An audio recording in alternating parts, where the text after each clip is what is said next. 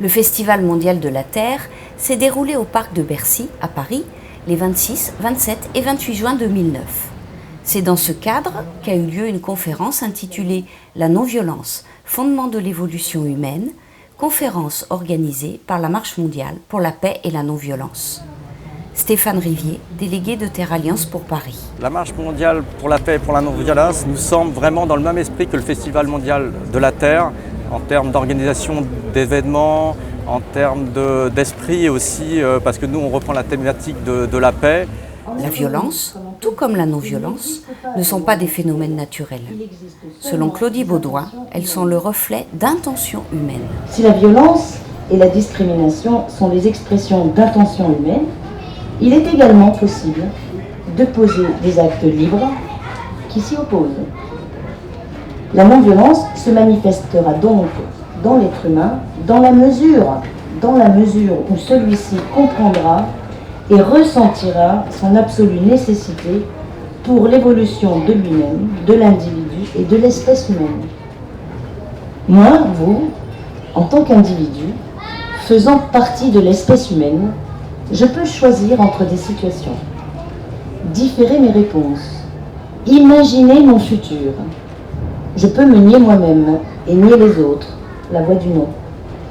Ou choisir la solidarité, l'amitié, l'engagement dans une lutte pour une société plus juste, la voie du oui. Le psychisme humain, en ayant plus d'énergie disponible, peut dépasser les difficultés et s'ouvrir de nouveaux chemins. Il s'agit de rechercher la cohérence, en faisant converger ce que nous pensons, ce que nous sentons et ce que nous faisons. Unité, sensation de croissance intérieure et continuité dans le temps, envie de les répéter, sont les registres de l'action valable. Nous disposons de principes d'action valable, appelés aussi principes de l'action non violente, et parmi eux, un principe majeur, la règle d'or.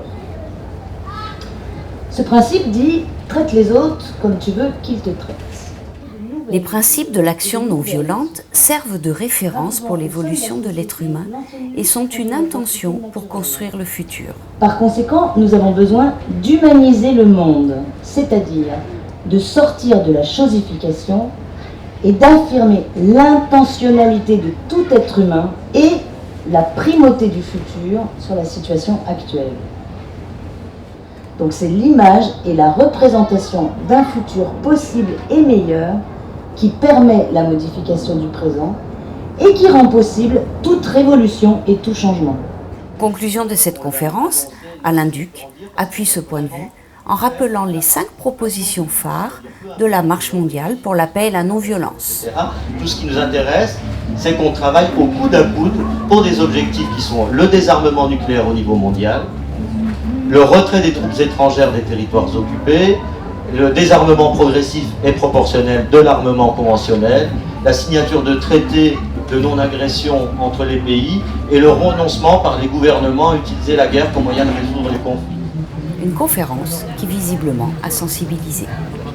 Sincèrement, cette conférence m'a convaincue, mais surtout m'a redonné de l'intention par rapport à une action sociale et par rapport à une recherche personnelle. Ouais. Si je fais des actions de plus cohérentes, comme ça s'enregistre dans ma mémoire, ça veut dire avec le temps, j'amènerai aussi des actions de plus en plus cohérentes et ça mène vers la non-violence. Maintenant, je pense que j'ai envie d'aller en savoir plus. Je vais essayer de creuser un petit peu et voilà.